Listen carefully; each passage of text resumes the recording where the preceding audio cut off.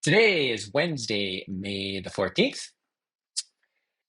Got a couple things to talk about today. As you know from the last episode, I was excited to onboard someone that's going to help me build out our team here in Calgary. We've been working with overseas bookkeeping and accounting support, and I'm looking to bring it back locally. And between the Canadian dollar and the US dollar that we're paying in, we're paying a little bit more to have someone local, but because we're looking to double in size this year, we're on the path to doubling in size. We need someone who's a little bit more accessible and can take on some more work from my desk, because as an entrepreneur, as the business owner, we can all get stuck meddling in our business and we got to get the right people in the right jobs doing the right things. That also led me to discover something today, which is that even if you have the right people in the right jobs doing the right things, they still need a foundation from which to build on. And so all of us, I think as entrepreneurs, we certainly understand this, but all of us end up doing jobs that we don't necessarily love doing, but we decide to do them because if we manage them properly, if we do the job well, it enables us to go ahead and do the other things that are important. And in our company, we've been trying to hire from within, and that's proving to be a little bit tricky because I think some of the people that to me seem perfectly fit to go and do a better job or something that's more valuable. Turns out they're maybe not quite ready, or it's just not something that's interesting to them. And so I'm discovering as the business owner that part of being responsible for the people end of our business and having the right people doing the right jobs the right way is to make sure that they in fact want to do that, and not everybody does.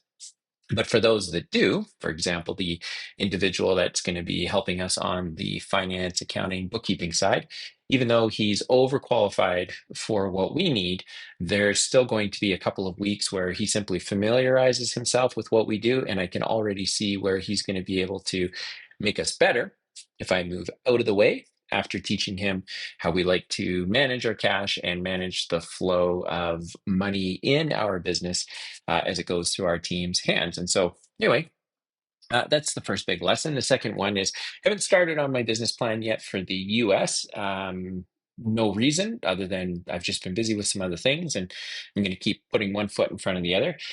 However, I started playing around with AI. I'm looking to get an edge in my marketing for our online labor marketplace, or rather, right now it's a directory that helps connect individuals in the construction market with companies in the construction market by scoring the websites of construction companies and then scoring an individual. And between those two scores, trying to make a match. And we're in four Canadian cities and 50 American cities. And instead of hiring a marketing team and doing the traditional work, I'm taking the opportunity to learn about AI to see how I can leverage the tools that are out there to try and give us more visibility and get our message out to more people. And as an entrepreneur, as a business owner, I think that's my job, not only to, of course, find the best people in the roles that we need them for, but it's also to see what's going on in the marketplace and figure out how can we leverage our cash, how can we leverage technology,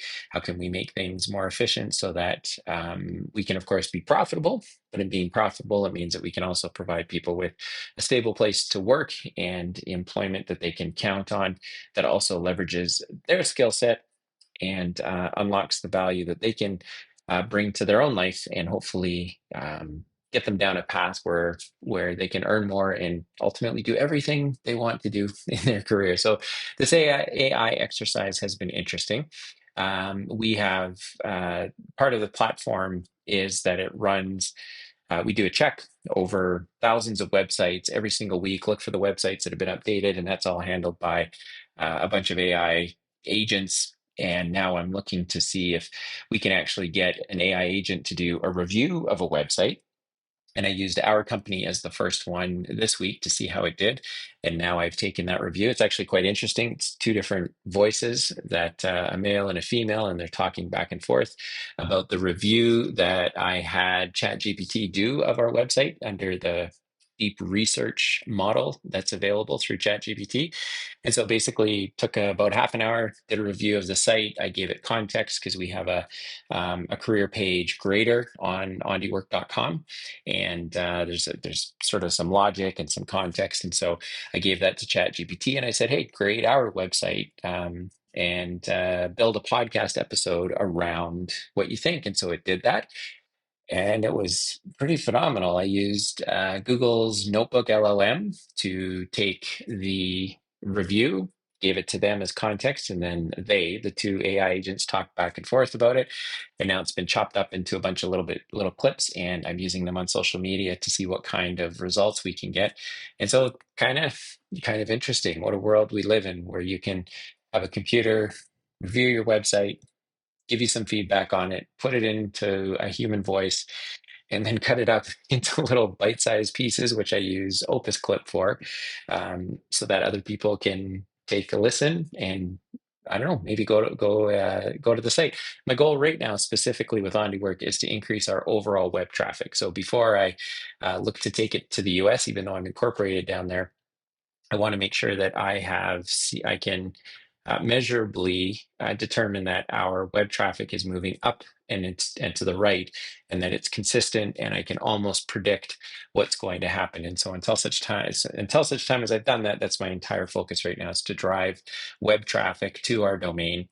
Because once I've got the web traffic, then it allows me to add on the additional services that I have planned, that in the last 2 years we've already offered, but it was done in a bit of a patchy way where maybe the marketplace wasn't totally ready for it.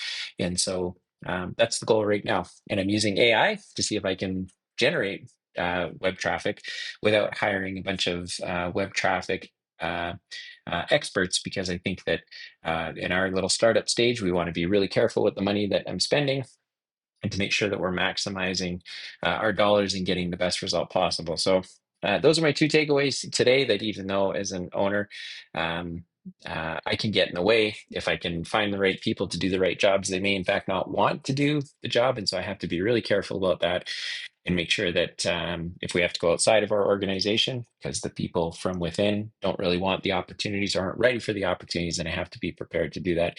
And that's a bummer, just because I would like to see people get a career path, start with us, finish their careers with us, and maybe we can be one of those companies that just stays in the marketplace for a really long time, and people are able to build a great life because of the work that they have with us.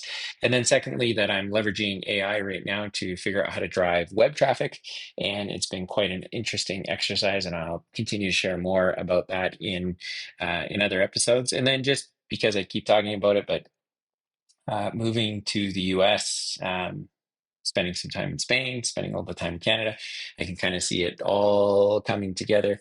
But I haven't started the business plan yet, and I'll look to do that here probably in the next week or so. So on today, Wednesday, May the 14th, if someone were to ask me, Dylan, are you going to stay in Canada? Are you going to leave? Right now, the answer for sure is I'm going to leave.